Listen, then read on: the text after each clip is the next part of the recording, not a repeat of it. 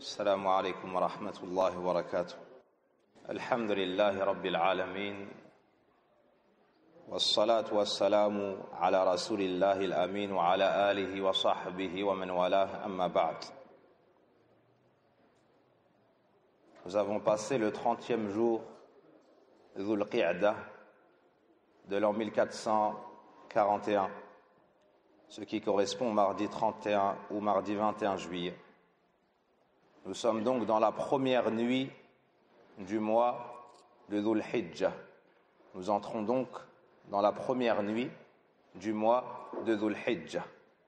Demain, ça sera le premier jour du mois de Dhul Hijjah, le mois durant lequel il y a le Hajj, le pèlerinage, mais le mois durant lequel également il y a le sacrifice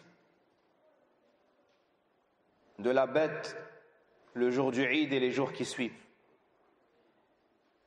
Ces 10 jours dans lesquels nous entrons sont les meilleurs jours de l'année.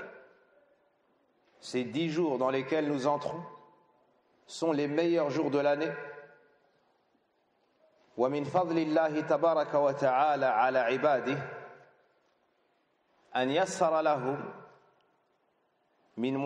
من مواسم الطاعات والقربات.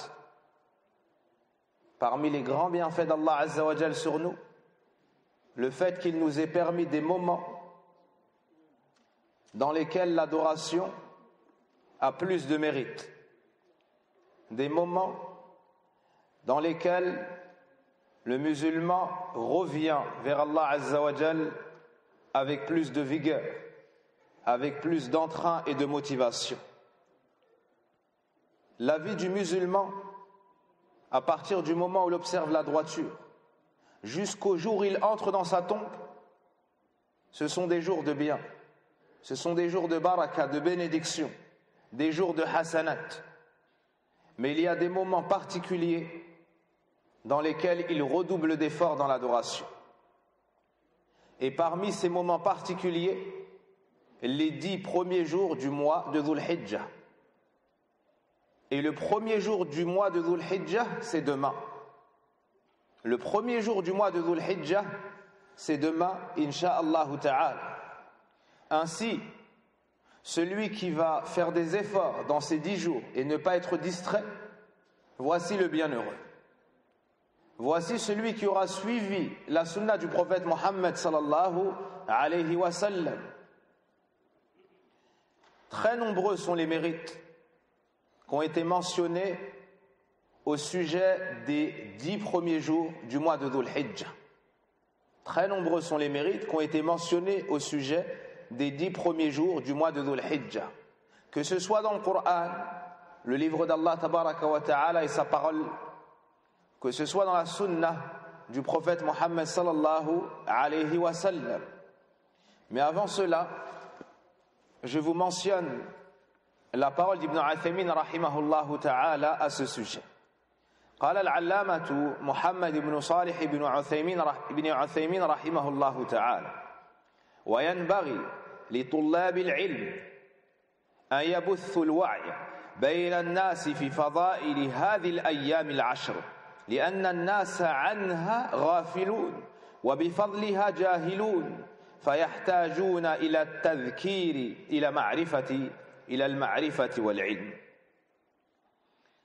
Le grand savant Mohammed ibn Salih ibn Uthaymin rahimahullah ta'ala nous dit: il convient aux étudiants en sciences de propager et de rappeler aux gens, de propager entre les gens les mérites des 10 premiers jours du mois de Dhul Hijjah, car beaucoup parmi eux en sont distraits et insouciants quant à ses mérites, ignorants. Et quant à ses mérites, ignorants. Ils ont donc besoin d'un rappel afin d'acquérir cette connaissance et cette science. Et dans cette lancée, sachez que parmi les mérites des 10 premiers jours du mois de Dhul Hijjah, le fait qu'Allah tabaraka wa ta'ala Rabbul Alamin aqsama biha fi khayri kutubih. Allah a juré par ces 10 premiers jours dans le meilleur de ses livres, le Coran al-Majid.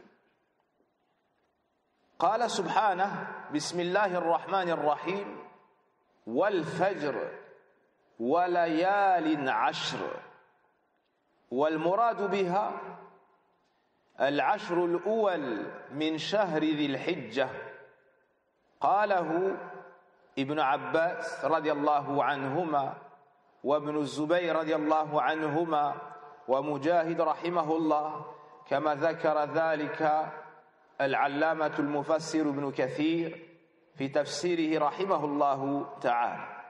Premièrement, Allah a juré dans le Coran par ces 10 premiers jours.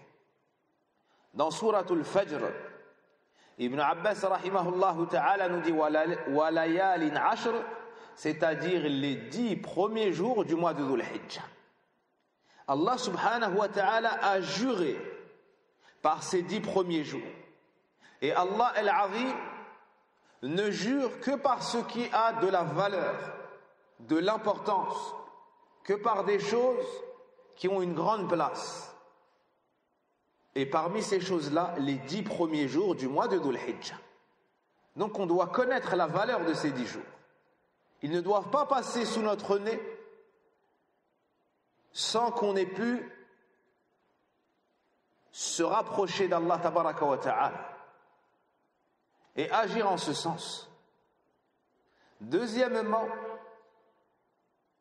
il n'y a pas de jour dans lesquels l'adoration est plus aimée chez Allah que ces 10 premiers jours du mois de Dhul Hijjah. Et tu sais pertinemment qu'Allah tabaraka wa ta'ala, ton Seigneur, t'a créé pour concrétiser le monothéisme pur et pour l'adorer seul d'un culte sincère. Ben sache qu'il n'y a pas de jours dans l'année durant lesquels l'adoration est plus aimée chez Allah tabaraka wa ta'ala. Celui qui a révélé wa ma khalaqtul jinna wal insa illa liya'budun, et je n'ai créé les djinns et les hommes que pour qu'ils m'adorent, que ces 10 premiers jours, dont le premier incha'Allah aura lieu demain. قال النبي صلى الله عليه وسلم كما في حديث عبد الله بن عباس رضي الله عنهما ما من أيام العمل الصالح فيها أحب إلى الله من هذه الأيام. قالوا يا رسول الله ولا الجهاد في سبيل الله؟ قال ولا الجهاد في سبيل الله إلا رجل خرج بنفسه وماله ثم لم يرجع من ذلك بشيء. رواه البخاري. عبد الله بن عباس رضي الله عنهما nous dit: il n'y a pas de jour durant lesquels l'adoration est plus aimée chez Allah que ces jours-ci, c'est-à-dire les 10 premiers jours du mois de Dhul Hijjah. Les 10 premiers jours du mois de Dhul Hijjah. Alors les gens lui ont dit au message d'Allah, ni même le combat dans le sentier d'Allah. Il répondit, ni même cela, exception faite d'un homme qui ne revient pas de cela, ni avec sa vie, ni avec ses biens. Ce hadith est rapporté par l'imam al-Bukhari rahimahullah ta'ala. Dans un autre hadith, Abdullah ibn Umar radiyallahu anhuma nous dit: كنت عند رسول الله صلى الله عليه وسلم فذكرت له الأعمال. Abdullah ibn Umar radiyallahu anhuma nous dit: j'étais auprès du messager d'Allah sallallahu alayhi wa sallam et j'ai mentionné les œuvres, les actions, les adorations.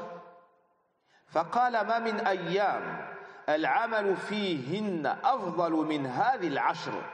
رواه أحمد وحسنه الألباني رحمة الله عليهما. Abdullah ibn Umar nous dit: j'étais auprès du messager d'Allah sallallahu alayhi wa sallam et j'ai mentionné les œuvres. Il dit donc: il n'y a pas de jour meilleur que ceux-ci en matière d'adoration. Il n'y a pas de jour durant lesquels l'adoration est meilleure que ces jours-ci. c'est-à-dire les 10 premiers jours du mois de Dhul Hijjah. Ce hadith est rapporté par l'imam Ahmad, imam Ahl Sunnah, rahimahullah ta'ala, et jugé bon par l'imam du hadith, Al-Albani, rahimahullah ta'ala. De ces deux hadiths, les savants nous disent, ceci prouve que l'adoration pratiquée dans les 10 premiers jours du mois de Dhul Hijjah est plus méritoire et plus aimée chez Allah que l'adoration accomplie en dehors de ces 10 jours-là. En dehors de ces 10 jours-là. Il convient donc de faire des efforts et de faire beaucoup d'adoration, toute adoration confondue, durant ces 10 premiers jours, encore plus qu'habituellement. Quelle adoration on peut faire? À titre d'exemple, les prières recommandées, le fait de rajouter des prières, le fait de jeûner, le fait de jeûner, as-siyam, le fait de réciter le Coran, de le méditer, de le mémoriser, le fait de faire des sadaqat, le fait de dépenser pour la construction des mosquées, de dépenser pour les pauvres, de dépenser pour la veuve et l'orphelin, le fait de dépenser pour les parents, femmes et enfants, le fait de dépenser pour les proches, la bienfaisance envers les gens, lier les liens de parenté, aider une personne dans le besoin, apprendre la science, recommander le bien, proscrire le mal, tout ce qui plaît à Allah subhanahu wa ta'ala et qu'il agrée. Certains savants disent même, comme Ibn Uthaymin rahimahullah ta'ala, هي أفضل من العمل الصالح في العشر الأواخر من شهر رمضان. Certains savants, comme le grand savant Ibn Uthaymin rahimahullah ta'ala, disent même que d'adorer Allah azza wa jal dans les 10 premiers jours du mois de Dhul Hijjah est plus méritoire que d'adorer Allah azza wa jal dans les 10 derniers jours du mois de Ramadan. Subhanallah, et on connaît tous la valeur du mois de Ramadan.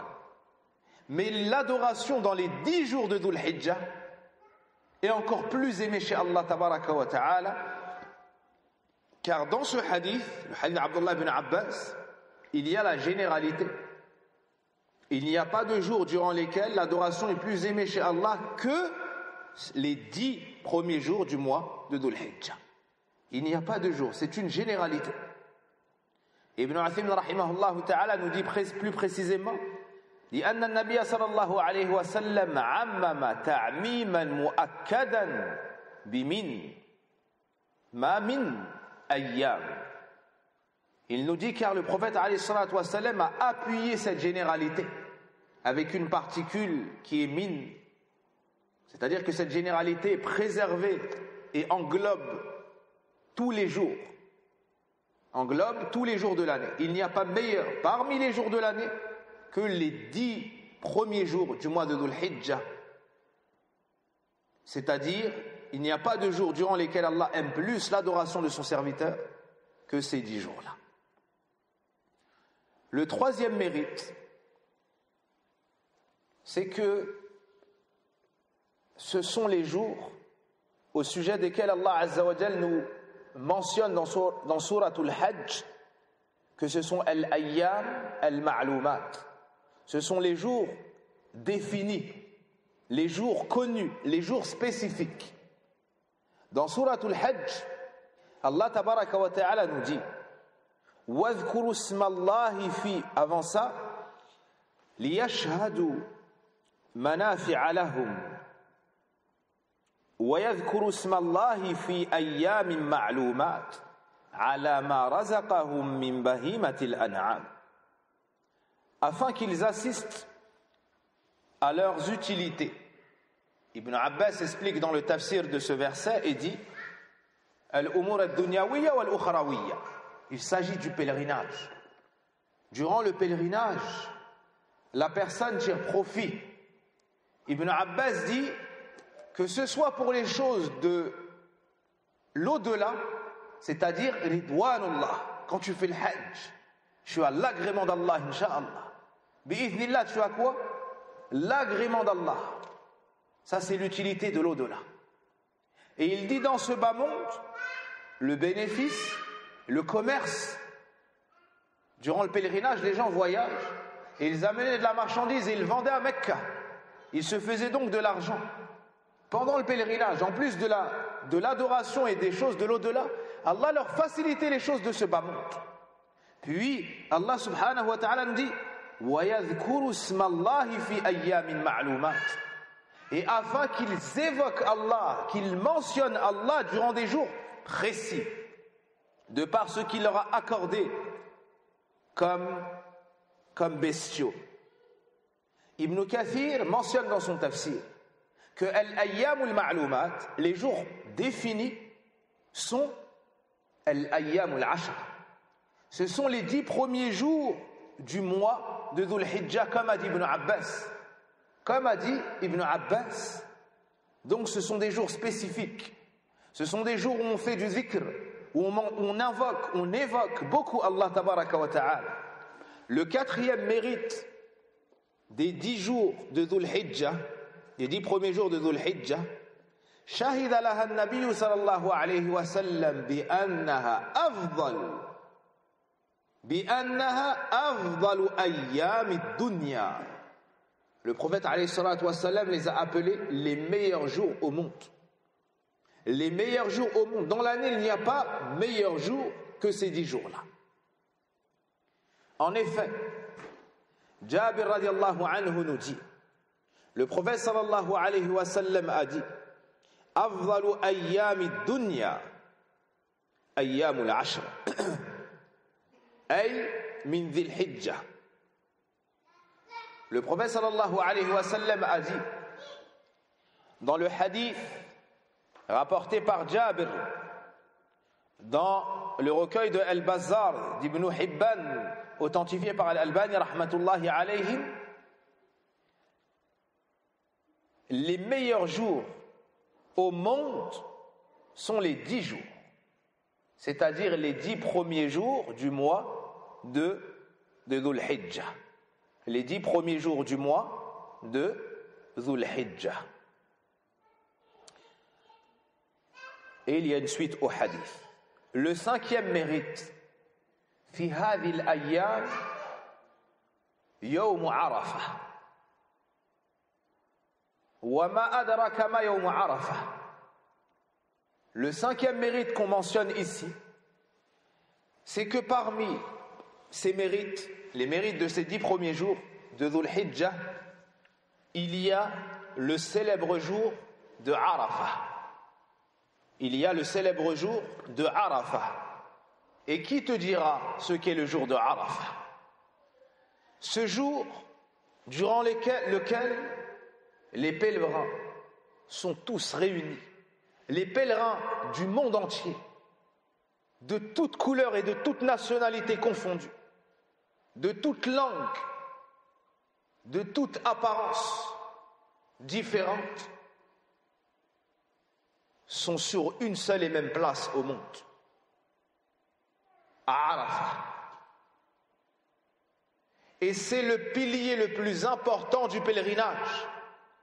Le prophète alayhi salatu wassalam nous dit Al-Hajju Arafah. Le pèlerinage, c'est Arafah. Celui qui, avant le Maghrib, n'a pas observé cet endroit-là, ne s'est pas mis dans cet emplacement-là, il n'a pas de Hajj. Al-Hajj Arafah. Le jour de Arafah est le jour durant lequel Allah Azza wa Jal sauve énormément de ses serviteurs de l'enfer. Ce jour-là, c'est le jour de la meilleure parole. Le prophète alayhi salatu wassalam nous dit Khayru du'a'i du'a'u yawmi Arafah. Wa khayru ma qultu ana wa nabiyyuna min qabli la ilaha illa Allah. Wahdahu la sharika lah. Lahu al-mulk wa lahu al-hamd wa huwa ala kulli shay'in qadir. Le prophète alayhi salatu wassalam nous dit la meilleure invocation, c'est l'invocation du jour de Arafah. Et la meilleure parole que j'ai prononcée moi, ainsi que les prophètes m'ayant précédé, est La ilaha illallah. Nulle divinité n'est réellement digne d'être adorée si ce n'est Allah. Wahdahu seul, la sharika lah, sans associé.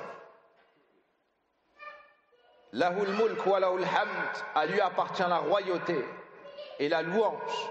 Wa huwa ala kulli shay'in qadir, et il est parfaitement omnipotent. Ça c'est le jour de Arafah. Pour le meilleur des jours, on a choisi la meilleure invocation, kalimatut tawhid, la meilleure des paroles, la ilaha illallah. Cette parole par laquelle Allah t'affranchit de l'enfer, t'inscrit au paradis, t'accorde le bonheur dans ce bas monde et l'au-delà, te pardonne tes péchés, t'accorde la droiture et te donne accès à l'intercession le jour de la résurrection. La parole qui pèse le plus lourd dans la balance, la parole qui te permet d'arriver jusqu'au sirat, la parole qui fait que ta finalité, sans aucun doute, est au paradis. La ilaha illallah. Nas'alullah tabaraka wa ta'ala an yufaqqihana. On demande à Allah de nous faire comprendre cette parole. Wa an yuhyana ala hadhihi al-kalima, de nous faire vivre avec cette parole et sur cette parole. Wa an la yumitana illa ala hadhihi al-kalima, et qu'on ne reprenne jamais notre âme si ce n'est en ayant concrétisé cette parole après l'avoir prononcée. Donc, le 9e jour du mois de Dhul Hijjah, le 9e jour, c'est le jour de Arafah. C'est le jour où on pardonne les péchés, c'est le jour où il y a le grand espoir, c'est le jour où les musulmans du monde, ayant accompli le pèlerinage, se réunissent sur la place de Arafah. C'est le jour où Allah sauve énormément de ses serviteurs de l'enfer. Et c'est un jour d'expiation de péché si tu le jeûnes. Le prophète sallallahu alayhi wa sallam nous dit: Siyamu yawmi Arafah ahtasibu ala Allah an yukaffira as-sanata allati qablah wallati ba'dah. Rawahu Muslim. Le prophète sallallahu alayhi wa sallam nous dit: le jeûne du jour de Arafah. Le jeûne du jour de Arafah. Cette année, ça sera quel jour? Jeudi. C'est ça? Le jeudi de la semaine prochaine, n'est-ce pas? Retenez ce jour-là. Le jeudi de la semaine prochaine sera le 9e jour du mois de Dhul Hijjah. On jeûne ce jour-là, le jour de Arafah. On jeûne ce jour-là, le jour de Arafah. Écoutez ce que dit le prophète alayhi salatu wassalam. Le jeûne du jour de Arafah, j'espère en Allah qu'il efface par cela l'année qui est passée et l'année qui est à venir. L'année qui est passée et l'année qui est à venir. Le mois de Dhul Hijjah, c'est le combienième mois de l'année lunaire? C'est le 12e, donc c'est la fin de l'année. Le prophète alayhi salatu wassalam nous dit qu'il efface par ce jeûne-là, Allah t'efface tes péchés de l'année passée, vu que tu es à la fin de l'année, et les péchés aussi de l'année à venir, subhanallah. 2 années de péché pour un jour de jeûne. Fama akramana Rabb al-Ghafour, al-Ghaffar, al-Tawwab, al-Shakur. Ô combien est pardonneur et miséricordieux notre Seigneur, tabaraka wa ta'ala. On fait peu et il récompense beaucoup. On a beaucoup de fautes et il efface beaucoup. On fait peu et il récompense et il donne avec largesse. Subhanahu wa ta'ala, innahu huwa shakur. Donc si tu jeûnes le jour de Arafah, sincèrement pour Allah, tu espères sa récompense. Allah te pardonne tes péchés passés, de l'an passé, pardon, et tes péchés de l'année à venir. Nas'alullah yu'inana ala dhikri wa shukri wa husni ibadati. On demande à Allah de nous garder en vie, de nous aider à l'évoquer, à l'invoquer, à le mentionner, à l'adorer convenablement, et on lui demande de nous aider à jeûner le jour de Arafah. L'imam al-Nawawi rahimahullah ta'ala nous dit qu'il est recommandé de jeûner ces jours-là, tous ces jours-là, c'est-à-dire les 9 premiers jours. Il nous dit qu'il est recommandé de jeûner les 9 jours. Et lorsque vous entendez les savants dire les 10, c'est taghliban, c'est pour arrondir. Parce que le 10e jour, c'est quel jour? C'est Eid al-Adha, Yawm al-Nahr, ça. Est-ce qu'on a le droit de jeûner le jour du Eid? C'est interdit. C'est interdit de jeûner le jour du Eid, sans aucun doute. Donc, lorsque vous entendez le terme 10, c'est pour arrondir. C'est pour arrondir. Tu n'as pas le droit de jeûner le jour du Eid. Tu n'as pas le droit de jeûner le jour du Eid. Donc, un des plus grands bienfaits qu'il y a dans ces 10 jours-là, c'est qu'il y a le jour de Arafah. Il y a le jour de Arafah. On demande à Allah Azza wa Jal de nous permettre d'être à Arafah l'année prochaine avec les pèlerins, avec sincérité, et qu'il nous pardonne nos péchés. Et qu'il ne nous empêche pas d'aller au Hajj à cause de nos péchés et de notre manque de gratitude et de reconnaissance. Wa astaghfirullah. Le 6e bienfait qu'on se rappelle ici, c'est que dans les 10 jours de Dhul Hijjah, les 10 premiers jours, il y a Yawm al-Nahr, Yawm al-Eid. Il y a le jour du sacrifice. Il y a le jour du Eid. Eid al-Adha. Eid al-Adha. Et chez certains savants, c'est le meilleur jour de l'année. Certains savants considèrent que le 10e jour de Dhul Hijjah, le jour de Eid al-Adha, est le meilleur jour de manière absolue. Le meilleur jour de l'année. قال النبي صلى الله عليه وسلم أعظم الأيام عند الله يوم النحر ثم يوم القر رواه أبو داود والنسائي وصححه الألباني رحمة الله عليهم. Le prophète sallallahu alayhi wa sallam nous dit: le plus grand des jours chez Allah est le jour du sacrifice. Le plus grand des jours chez Allah est le jour du sacrifice. Le jour où on sacrifie les bêtes pour Allah. Thumma, puis Yawm al-Qarr. Yawm al-Qarr, c'est le lendemain du Eid. C'est le 11e jour de Dhul Hijjah. Des savants ont dit qu'il a été appelé ainsi parce que les gens restent à Mina. Qirruna fi Minan. Ils restent à Mina. Alors qu'avant cela, il y avait les déplacements. Avant cela, il y avait les déplacements. Naam. Donc, ce 10e jour est un jour immense.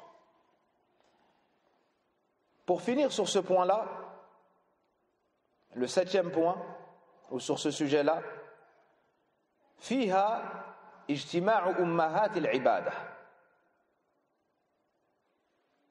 Dans ces 10 jours-là, on nous a réunis les adorations mères, les adorations principales.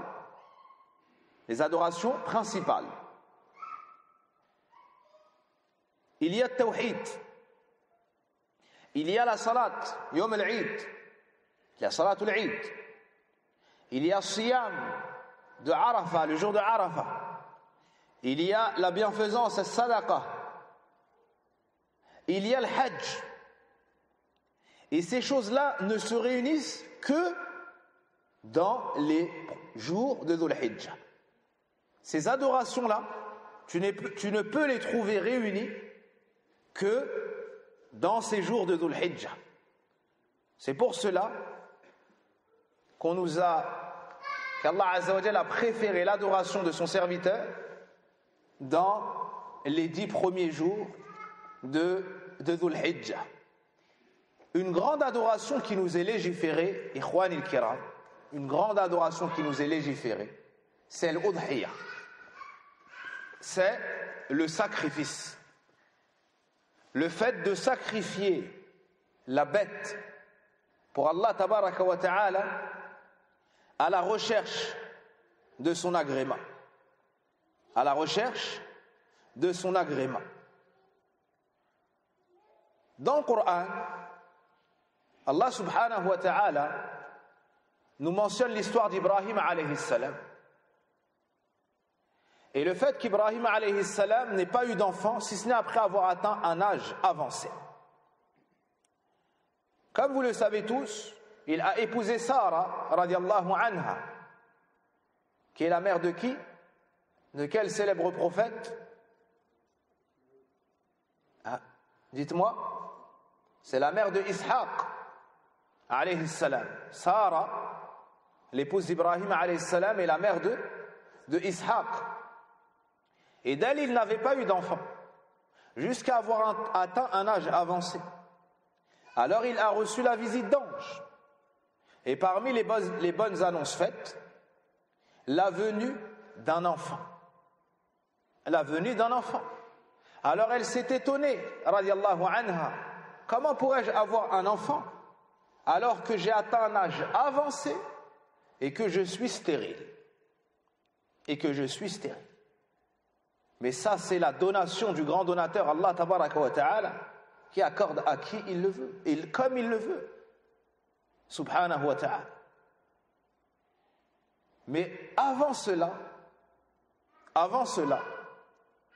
lors d'un voyage, un gouverneur avait donné à Sarah une servante. Comment se prénommait cette servante? Hajar. N'est-ce pas? Hajar. Lorsque Sarah, radiallahu anha, a vu qu'elle n'enfantait pas, elle a espéré pour Ibrahim alayhi salam, son époux. Elle a préféré ce qu'il aimait sur ce qu'elle aimait elle, qu'il ait une descendance. Alors, elle lui a proposé Hajar, en espérant qu'Allah Azza wa Jal lui accorde une descendance. Et Allah Azza wa Jal facilita cela à Ibrahim alayhi salam après qu'il ait atteint un âge très avancé. Allah Azza wa Jal lui a donc accordé un fils, et il fit de lui un prophète et un messager, et l'ancêtre du meilleur des prophètes et messagers, Muhammad sallallahu alayhi wa sallam. Qui est ce fils? Ismaïl alayhi salam. Allah tabaraka wa ta'ala a donc accordé de Hajar à Ibrahim Ismaïl alayhi salam. Et que Sarah a vu cela, elle a été touchée de la chose qui touche tout naturellement les femmes, à savoir la jalousie. À savoir la jalousie. Alors Allah Azza wa Jal ordonna à Ibrahim alayhi salam de prendre sa famille et d'aller à Mecca. Et à ce moment-là, Mecca était comme elle a été décrite dans le Coran. Ard,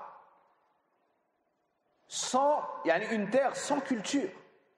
Ghayrihi dhar, sans culture. Il n'y avait ni eau, ni culture, ni habitation, ni habitat. Ibrahim alayhi salam est venu et s'est soumis à l'ordre de son Seigneur en ayant pleinement confiance en lui, dans sa promesse, et il y a laissé Hajar et son fils encore allaité, Ismaïl, avec ce qu'on appellerait aujourd'hui un sac, comprenant quelques vivres. Puis il est parti et Hajar l'interpella en lui disant: Ya Ibrahim, ô Ibrahim, à qui est-ce que tu nous laisses ici?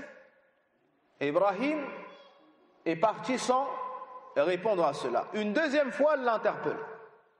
Puis une troisième fois, et elle lui dit: Allahu amaraka bihada. Est-ce Allah qui t'a ordonné cela? Il a répondu, ou bien il a fait un geste de la tête en disant Na'am, oui. Alors elle prononça cette parole pleine de confiance en Allah Azza wa Jal, cette parole d'une personne pieuse qui connaît son Seigneur.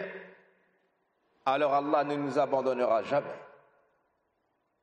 alors Allah ne nous abandonnera jamais. Elle a su que la délivrance, elle a su que la récompense, elle a su que la réussite résidait dans le fait de se soumettre aux ordres de son Seigneur, même si en apparence la chose pouvait paraître difficile, voire presque impossible à supporter.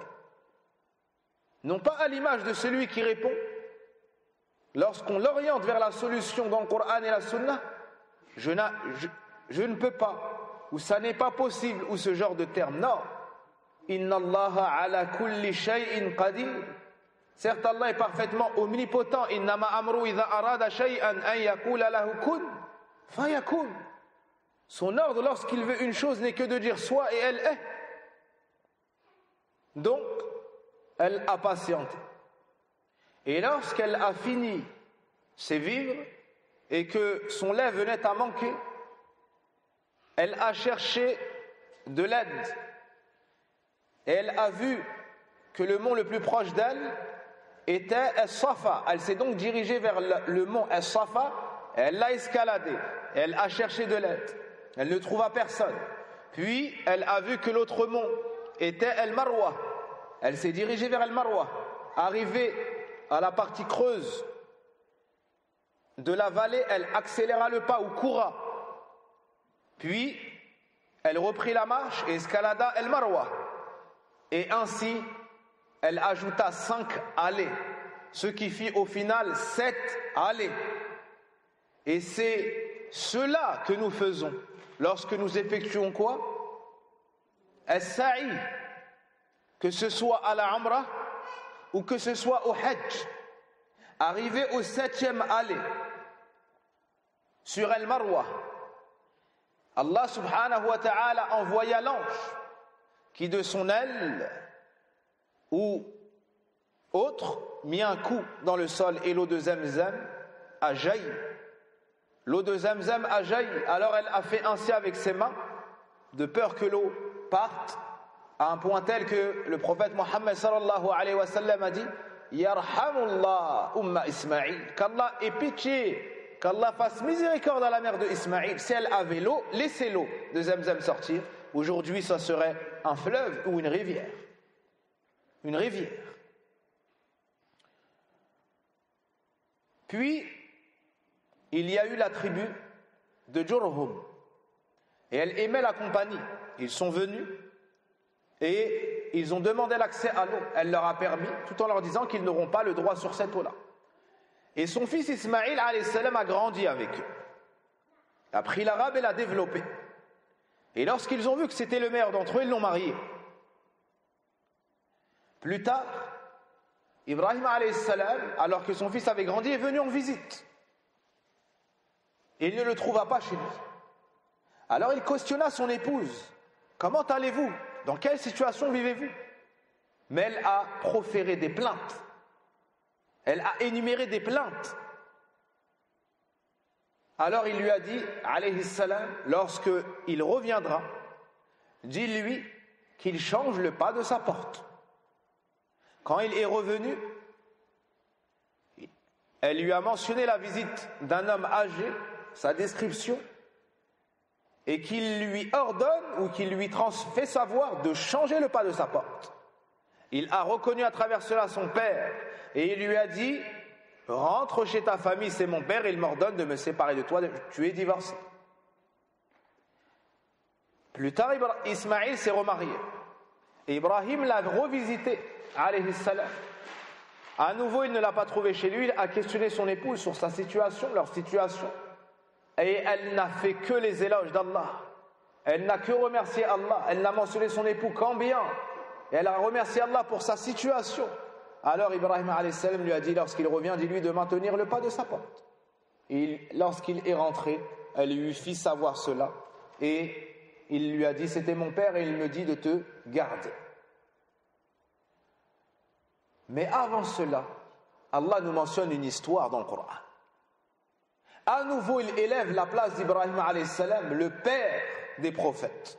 Celui qui a cassé les idoles de sa main. Celui dont la foi a été testée en étant catapulté dans un feu immense. Et à ce moment-là, il se dirigea que vers Allah en disant Hasbi Allah wa ni'mal wakil. Allah Azza wa Jal ordonna au feu de devenir fraîcheur salutaire. Donc si vous me permettez de revenir quelque peu en arrière, Allah subhanahu wa ta'ala nous mentionne dans le Coran que Ismaïl, lorsqu'il atteignait l'âge de l'utilité pour ses parents, l'âge, comme dit Ibn Sa'di dans l'explication, falamma balagha ma'ahu sa'i, c'est-à-dire que les difficultés de s'occuper de l'enfant sont passées et l'utilité est arrivée. Quand il a atteint cet âge-là, l'âge auquel il est capable d'accompagner son père sans être une charge pour lui. Lorsqu'il a atteint ce moment-là, il est venu voir son père, Ismaïl est venu voir son père Ibrahim et lui a dit Ya abati, inni ara fil manami anni adhbahu. Ou plutôt son père, Afwan, Ibrahim alayhi salam est venu trouver son fils et lui a dit Ya bunayya inni ara fil manami anni adhbahuka fanzur madha tara. Oh mon cher fils, je me vois régulièrement ou souvent en songe, en rêve, en train de te sacrifier. Fanzur madha tara. Vois ce que tu penses de cette situation. Qala ya abati fa'al ma tu'mar. Allahu akbar. Il lui a dit, oh mon père, fais ce qui t'est commandé. C'est l'ordre d'Allah.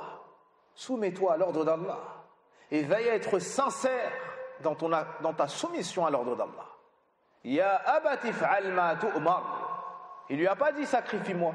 Il lui a dit fais ce qu'on t'a commandé. Il a rattaché l'ordre à son Seigneur. Il lui a rappelé la sincérité. Fais car c'est l'ordre d'Allah. Fais pour Allah. Ya abati fa'al ma tu'mar. Puis il lui a mentionné ce qui allait l'apaiser et l'aider à concrétiser l'ordre d'Allah. Satajiduni insha'Allah minas sabirin.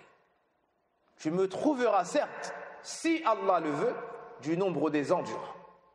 Du nombre des endurants. Voici le grand test. Voici la grande épreuve. Ibrahim alayhi salam n'a pas eu d'enfant. Il a atteint l'âge avancé. Allah Azza wa Jalla lui a accordé, il a goûté au plaisir de la paternité. Il lui a accordé ce grand bienfait. Et avant cela, c'était Khalilullah, Khalilur Rahman, Kasirul Asnam, Al-Muhajir ila Allah Azza wa Jalla. Allah a donc voulu le tester. Est-ce que l'amour de cet enfant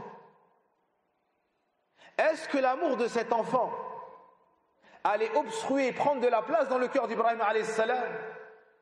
Est-ce qu'il allait pouvoir concurrencer et disperser l'unité de l'amour d'Ibrahim alayhi salam? Allah Azza wa Jalla l'a testé. Allah nous a montré la place d'Ibrahim et que réellement c'était Khalilur Rahman et qu'il a atteint le plus haut niveau de l'amour chez Allah subhanahu wa ta'ala.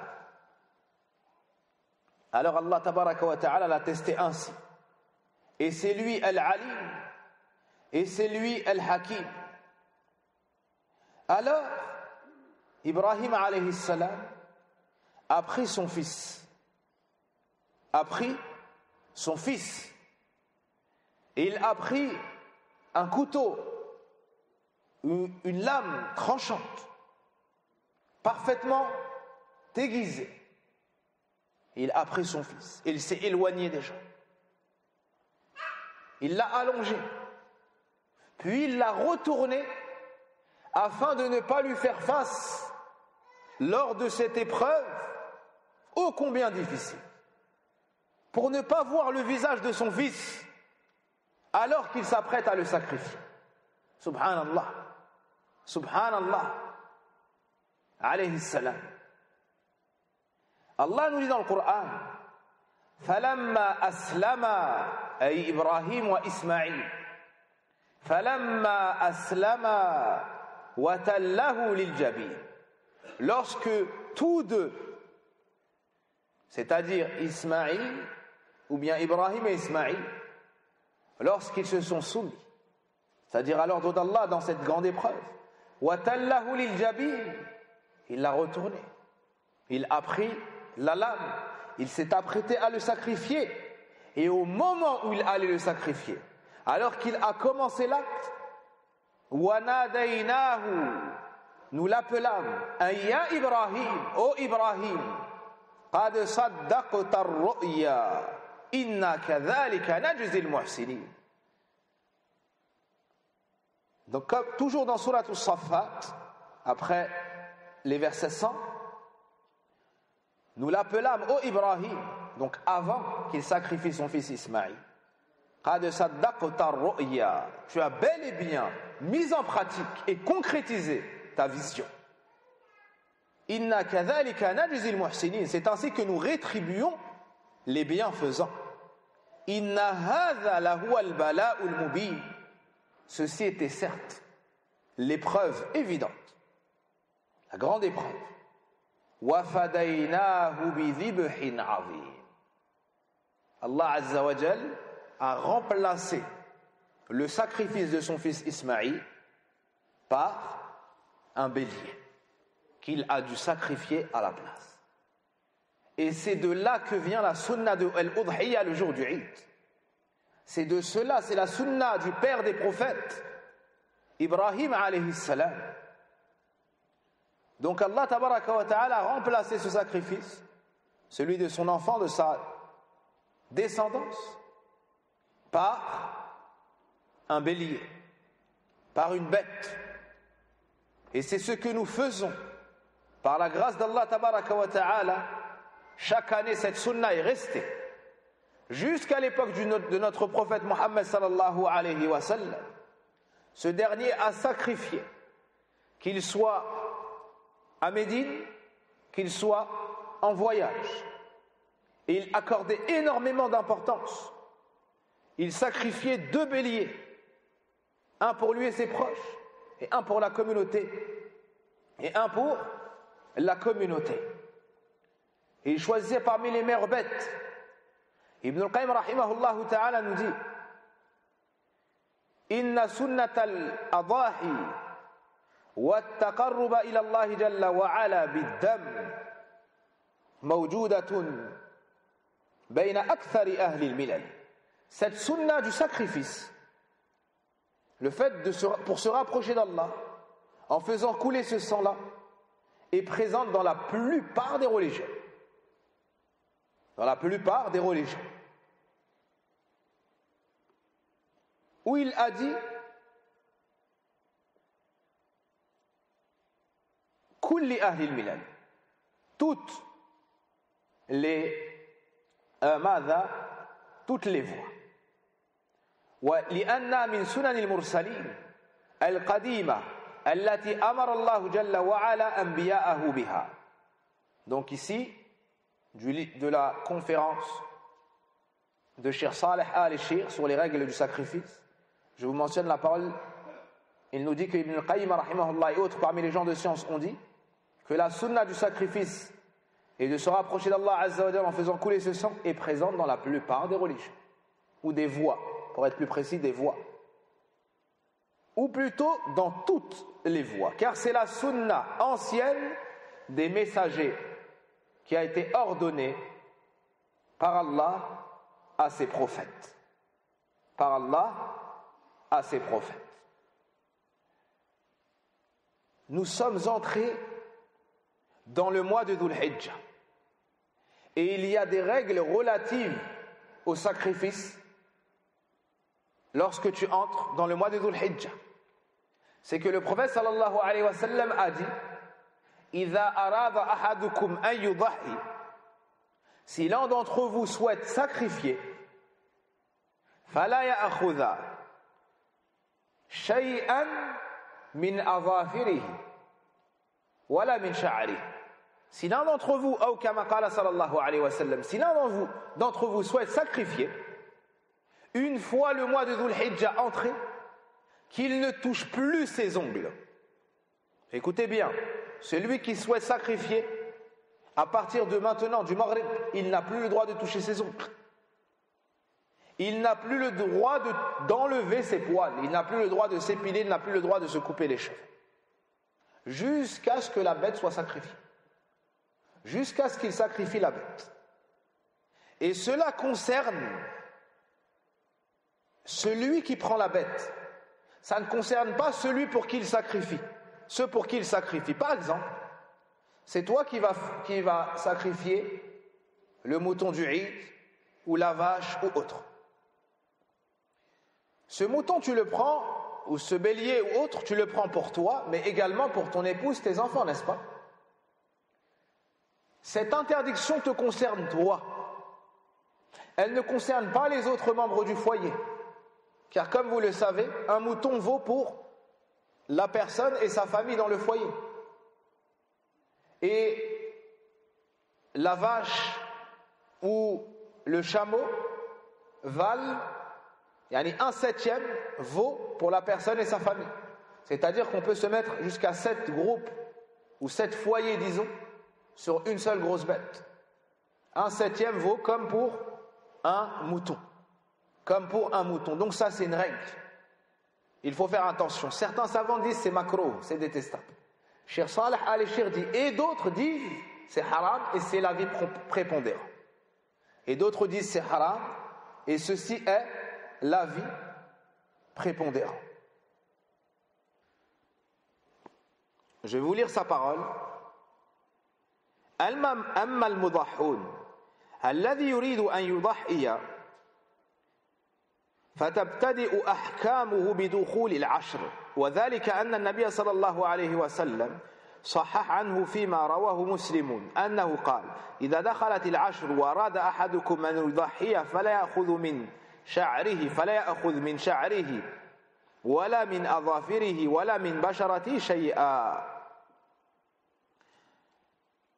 Concernant celui qui sacrifie, celui qui veut sacrifier, les règles relatives à sa personne commencent une fois les 10 premiers jours entrés. Car il a été authentifié que le prophète sallallahu alayhi wa sallam a dit, lorsque les 10 entrent et que l'un d'entre vous souhaite sacrifier, qu'il ne prenne rien de ses poils, ni de ses ongles, ni de sa peau. Rapporté par l'imam Muslim rahimahullah ta'ala. قال الشيخ صالح حفظه الله قال جمهور أهل العلم هذا يدل على الكراهة. Cheikh Saleh al-Shir nous dit, la plupart des savants ont dit, ceci montre que c'est détestable. C'est-à-dire que de délaisser cela est méritoire et celui qui délaisse cela pour Allah sera récompensé. Quant à celui qui le fait, ça n'est pas une bonne chose, mais il ne prend pas de péché. Il ne prend pas de péché, ne mérite donc pas de punition. En annotation, قال النووي رحمه الله في شرحه على صحيح مسلم وقال الشافعي وأصحابه ومكروه كراهة تنزيه وليس بحرام. L'imam al-Nawawi rahimahullah dit dans l'explication de Sahih Muslim, l'imam al-Shafi'i ainsi que ses compagnons ont dit c'est détestable et ça n'est pas haram. C'est détestable et ça n'est pas haram. Puis Cheikh Saleh al-Shir dit وقال بعضهم, et d'autres ont dit هذا يدل على التحريم, ceci nous indique que c'est interdit, لأنه نهي, car c'est une interdiction. Le verbe ici c'est une interdiction.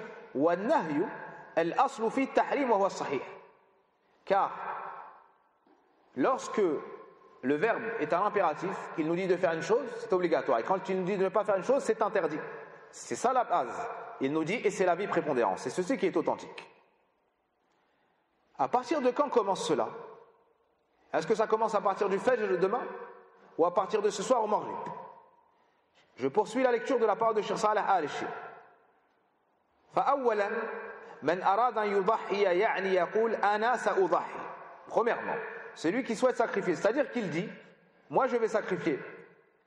فإذا دخلت العشر ودخول العشر يكون من مغيب الشمس آخر يوم من أيام ذي القعدة, يعني يبدأ من الليل مثل رمضان, والعيد يبدأ من ليلة الأول, يعني من مغيب الشمس يبدأ الحكم فلا يأخذ من بشرته يعني من جلده ولا من أظافره ما يقص أظفاره ولا من شعره ما يقص شعره ولا يأخذ منه شيئا إذا أراد أن يضحي.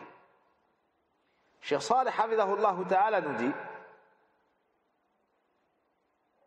donc celui qui a l'intention de sacrifier, qui dit je vais sacrifier, une fois les 10 jours entrés, donc le mois de Dhul Hijjah entré, et cela se réalise par le coucher du soleil le dernier jour de Dhul Qa'dah, le 11e jour, le 11e mois lunaire. Dhul Qa'dah, c'est le 11e mois lunaire. Une fois le dernier jour, c'est-à-dire aujourd'hui, une fois le dernier jour passé, les règles commencent. C'est-à-dire que ça commence de nuit. Comme pour le mois de Ramadan, le Eid commence une fois le mois écoulé, une fois le coucher du soleil avéré. Le jour du Eid, où le Eid commence la nuit, une fois le coucher du soleil. C'est-à-dire, une fois que le soleil se couche, les règles commencent. Il ne doit pas toucher de sa peau. Il ne doit pas toucher de ses ongles, c'est-à-dire qu'il ne doit pas les limer, les couper. Il ne doit pas toucher de ses poils, c'est-à-dire qu'il ne doit pas se raser. Il ne doit rien toucher de cela. Ça, c'est dans le cas où il souhaite sacrifier. Dans le cas où il souhaite sacrifier. Et certains demandent, disent, est-ce que ça veut dire que je ne peux plus me raser la barbe? Il est à savoir, ikhwan il-kiram, qu'en islam, l'homme ne touche pas au poil de sa barbe. Ni quand il souhaite sacrifier dans les 10 premiers jours de Dhul Hijjah, ni lorsqu'il ne le souhaite pas. Car il y a plus d'une dizaine de hadiths, dans lesquels le prophète sallallahu alayhi wa sallam nous ordonne de laisser pousser la barbe et de couper la moustache, de tailler la moustache, de diminuer la moustache. Et quand le prophète sallam donne un ordre, ça veut dire que c'est obligatoire. Aussi, il y a des hadiths qui interdisent de toucher les poils de la barbe. De toucher les poils de la barbe. Le prophète sallallahu alayhi wa sallam nous dit par exemple, Khaliful Majous, distinguez-vous des adorateurs du feu, ou de ceux qui disent les deux bases, donc des associateurs. Ils taillent leur barbe, ou ils rasent leur barbe, et ils laissent pousser leur moustache. Qu'est-ce qu'on comprend? Comment est-ce qu'on va faire différemment d'eux alors? Nous allons laisser pousser les barbes et nous allons tailler les moustaches. Le prophète alayhi salatu wassalam a reçu la visite de 2 personnes. Et il a vu qu'ils avaient de longues moustaches et rasé leur barbe, ou taillé leur barbe. Il leur a dit, qui vous a ordonné cela? Ils ont répondu, notre maître, donc leur gouverneur. Et ils venaient de Perse ou d'une autre terre. Le prophète sallam leur a dit, quant à mon maître à moi, c'est-à-dire Allah, il m'a ordonné de laisser pousser la barbe et de tailler la moustache. De laisser pousser la barbe et de tailler la moustache. Le prophète sallallahu alayhi wa sallam nous a ordonné, laissez pousser vos barbes. Ne touchez pas vos barbes, ne rasez pas vos barbes, ne taillez pas vos barbes. Et taillez les moustaches. Donc ça, c'est un précepte religieux. C'est pas simplement une habitude ou une coutume ou esthétique. Non. Certains, par exemple, rasent leur barbe et ils commettent un péché. Mais lorsque nous sommes dans une période où c'est la mode, alors là, ils laissent la barbe. Cette personne-là n'a pas obéi à Allah Azza wa Jal. Cette personne-là n'a pas obéi à Allah Azza wa Jal. Il faut faire cela taqarruban ila Allah. Muttabi'an Rasulallah sallallahu alayhi wa sallam. Tu fais cela et tu recherches l'agrément d'Allah. Tu fais cela par adoration, tu fais cela par amour pour Allah. Tu fais cela par crainte de sa punition. Je fais cela par espoir de la récompense.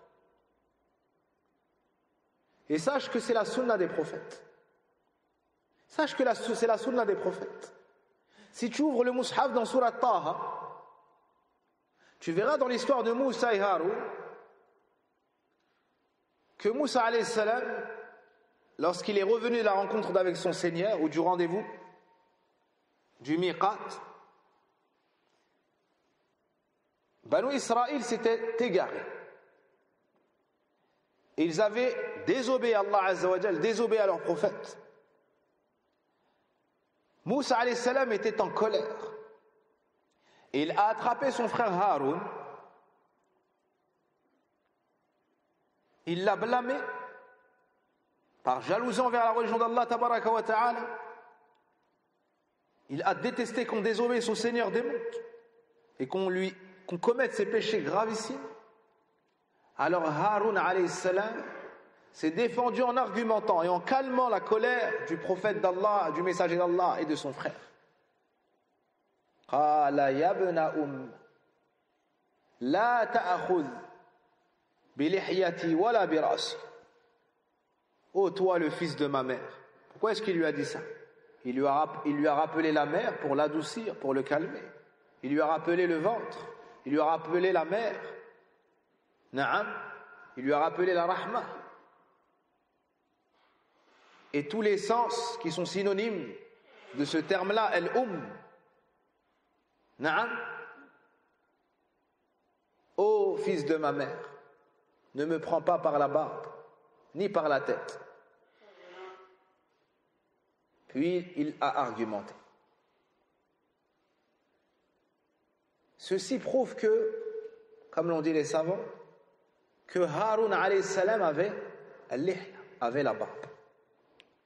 Et lorsque les gens du livre représentent Isa alayhi salam, ils le représentent avec une barbe. La barbe, c'est connu que c'est la sunna des prophètes. Le prophète alayhi salatu wa salam nous dit même akrimul liha, honorer les barbes. Celui qui a une barbe, celui qui a des poils, qu'il en prenne soin. Celui qui a des cheveux, qu'il en prenne soin. Celui qui a la barbe, qu'il en prenne soin. Donc il n'est pas permis de raser la barbe. Il n'est pas permis de raser la barbe. Et les grands savants ont dit que Sahaba radiallahu anhu, Allah leur a permis d'ouvrir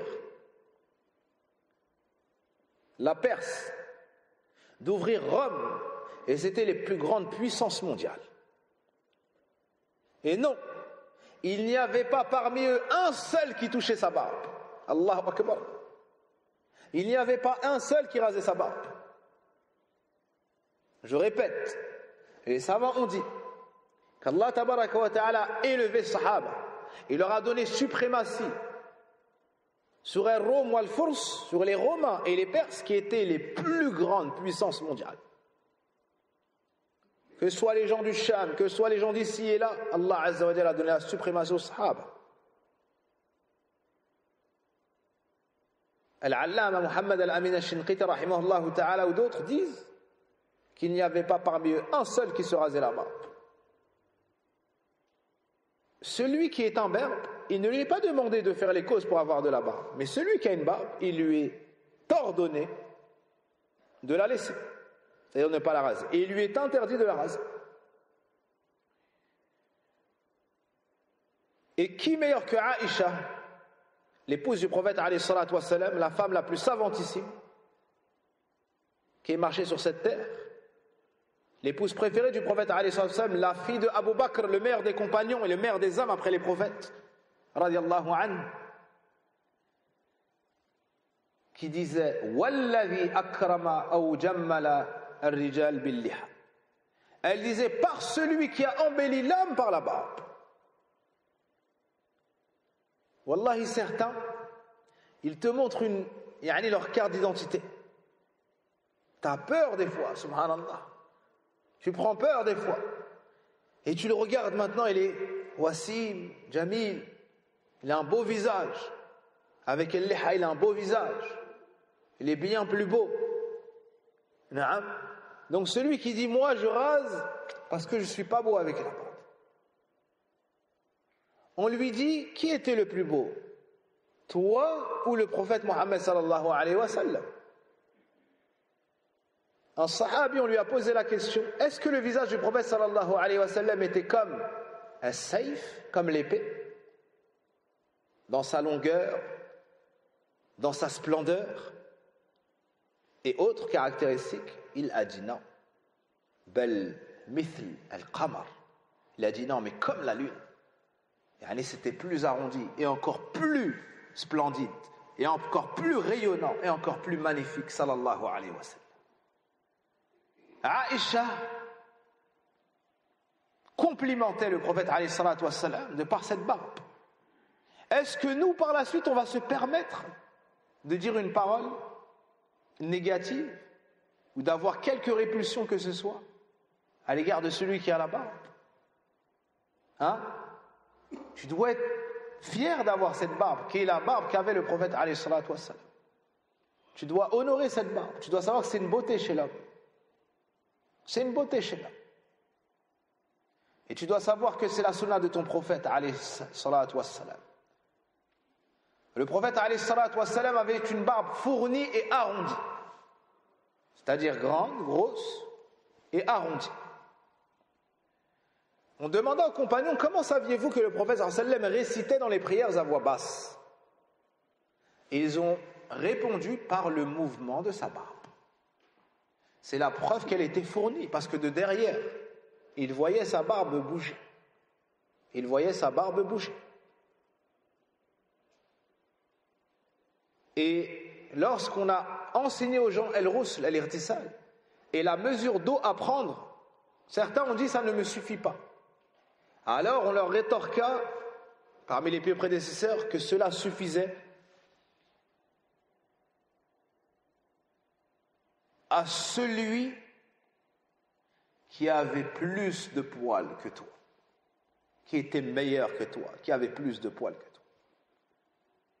Donc on doit savoir qu'on ne touche pas la barbe, ni dans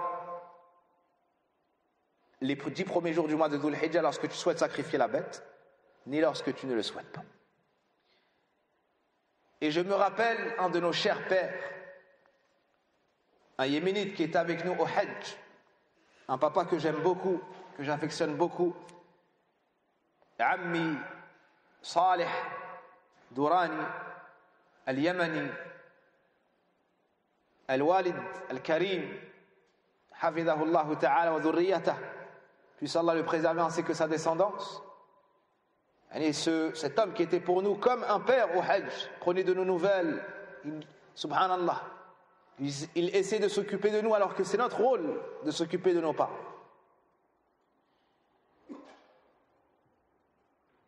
Il y a un shir yéménite qui est venu et qui a fait une kalima. Il a fait une kalima dans notre hôtel juste avant le début du Hajj. Et il l'a regardé et lui il touchait sa barbe, il rasait sa barbe. Allah ghfir lana wa yarham. Il lui a dit ya Am. Il lui a dit pourquoi tu touches ta barbe? Laisse ta barbe. Sunnatu Rasulillah sallallahu alayhi wa sallam. Il a dit arrête de toucher ta barbe, c'est la sunna du Prophète. Et il lui a dit le hadith. Puis ce papa, écoutez bien ce qu'il a dit.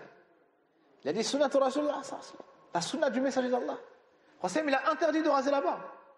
Puis il a pris l'engagement devant nous, plus jamais il touche sa barbe. Ça fait 1 an, presque 1 an, je ne l'ai pas eu au téléphone. Aujourd'hui, il m'a appelé. Et il m'a dit, j'ai plus jamais touché ma barbe. Jazahullah khayran.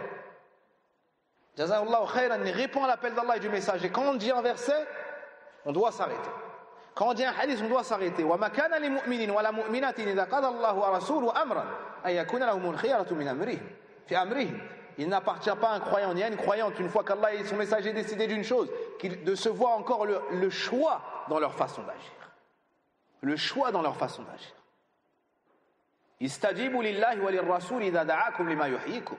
Répondez à l'appel d'Allah et de son messager lorsqu'il vous appelle à ce qui contient votre vie. À ce qui contient votre vie.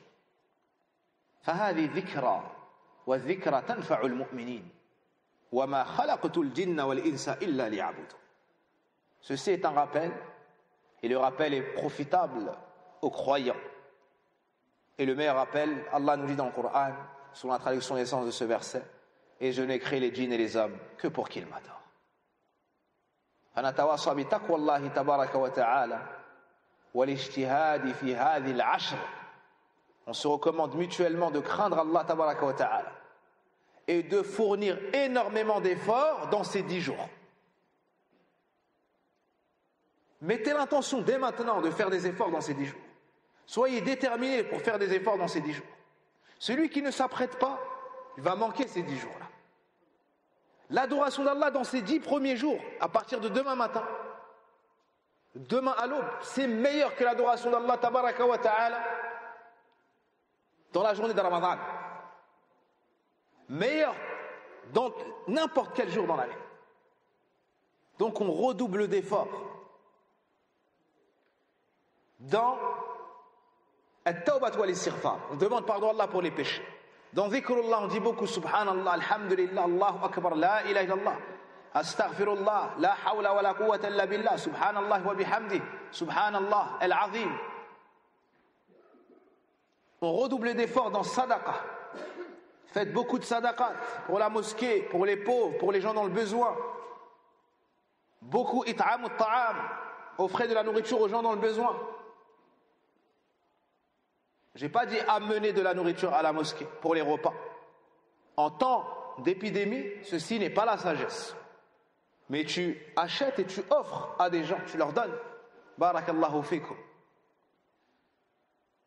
Parmi les adorations, Salatul Jama'a, tu viens à la mosquée prier avec tes frères, en respectant les règles énoncées, comme le port du masque. Comme le port du masque. Celui qui rentre à la mosquée, il met le masque. Quand il sort de la mosquée, il fait ce qu'il juge bon de faire. Mais lorsqu'il rentre, il respecte les règles.